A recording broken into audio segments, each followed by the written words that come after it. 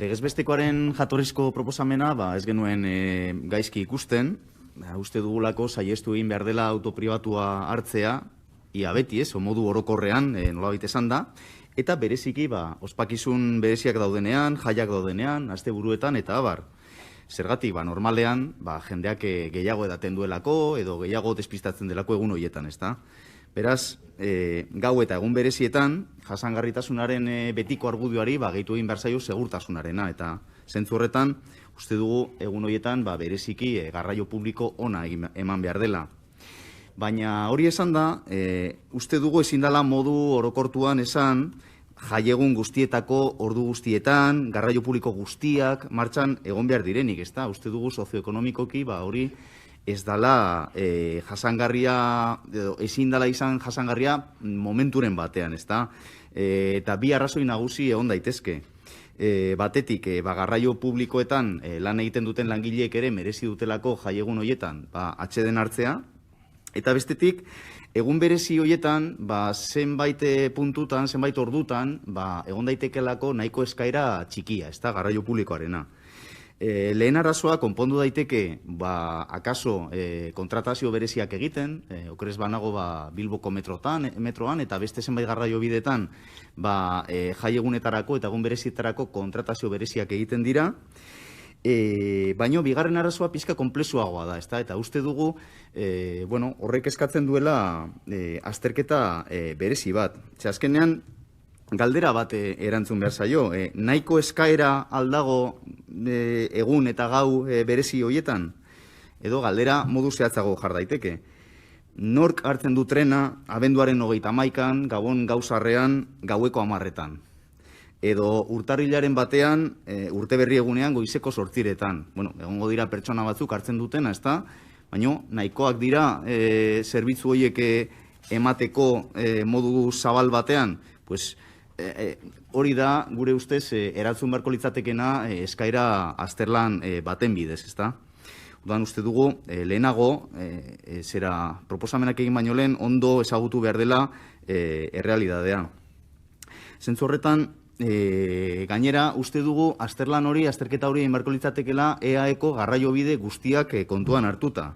Hemen eztabaidatzen ari garen jatorrizko proposamenean, Euskotreneko garraio bidez hitz egiten zen, bere logika ere badauka, ez da, azkenean Jaurlaritzak hori da operatzen dituen zerbitzuak, baina ezin dugu ahaztu, horietatik kanpo ere badaudela garraio publikoak, Gipuzkoan dago Lurralde Bus, badago D-Bus, Gasteizen daukagu Tubisa, Bizkaian badago Bilbo Bus, metroaren beste linea batzuk, eta abar, eta beraz uste dugu, halako proposamenak egiteko, kontuan izan behar dela, garraio bide horien guztien artean, osagarritasunak ere landu daitezkela. Horretarako, uste dugu, garraio bide guztiak hartu beharko liratekela kontuan, eta baita ere, Euskal Autonomia Erkidegoko eskualde guztiak.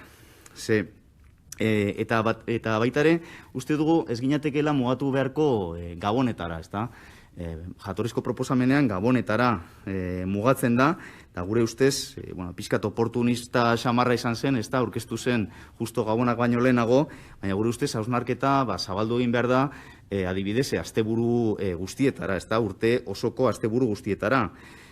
Batez ere orain, dirudiela pandemiaren aurreko maiztasunak berreskuratzen ari garela, eta beraz, uste dute momentu egokia izan daitekela, gaueko eskaintza horri, ostiraletan, larun batetan, buelta bat emateko, azterketa bat emateko. Beraz, zerbitzua ematearen aldekoak gara, baina eskariari lotuta, eta ez bakarrik Gabonetan, baizik eta urte osoan. Horretarako, uste genuen azterketa bat egin behar zela. Oreka bat bilatzeko, garraio bide guztien arteko osagarritasuna bilatzeko, eta alde horretatik gure eskaera izan da azterlan hori egitea, ikusteko ea jaiegun horietan, egun berezi horietan, zer nolako garraio bide publikoaren eskaera eta eskaintza dagoen. Eta hortik ondorioztatuko da, zeintzuk diren lehentasunak, non dauden bikoizketak, bikoizketa horiek egokiak ote diren, batzutan bikoizketa batzuk beharrezkoak dira, autobusa eta metroa, autobusa eta tranbia, autobusa eta trena, operatzaile ezberdinen artean ere bilatu beharko litzateke oreka bat, eta abar. eta noski uste dugu eskualdeak ere bereiztu beharko liratekela, ezta? Ze akaso hemen jatorrizko proposamenean proposatu da Gasteizko zein Bilboko tranbiak martxan jartzea, eta igual ez dute zerbitzu berdina ematen. Akaso Bilbo batean ez da beharrezkoa gauez tranbia martxan jartzea, badaudelako beste garraio bide batzuk, eta igual Gasteizen ideia ona da. Beraz, zentzu horretan, uste genuen, azterlan horretan, ondo aztertuko liratekela halako xehetasunak eta bereiztasunak. Azkenean, helburua izan da, ahalik eta garraio zerbitzurik hoberena ematea, asteburuetako gauetan, eta egun berezietako egun eta gauetan. Eta uste dugu azterlan horrek emango dizkigula gako onak.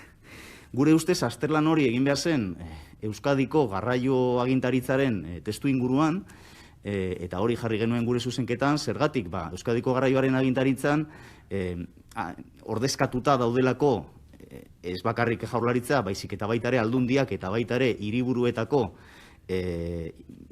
udalak, eta zentzu horretan iruditzen zitzaigun interesgarriagoa berak aurrera ematea, EAJ-tik eta PSE-tik, esan zaigu, akaso interesgarriagoa da dela Jaurlaritzaren ikuspegitik, Jaurlaritzak berak egite azterlan hori, eta gero helaraztea Euskadiko garraioaren agintaritzara, eta iruditu zaigu baita ere posible dela horrela egitea azterlana, eta hain zuzen ere horrezegatik, sinatu dugu erdibideko zuzenketa. Beraz, eskerrak ematea erdibidekoan sartu diren alderdi guztiei, eta ea lehen eskutan daukagun azterlan hori.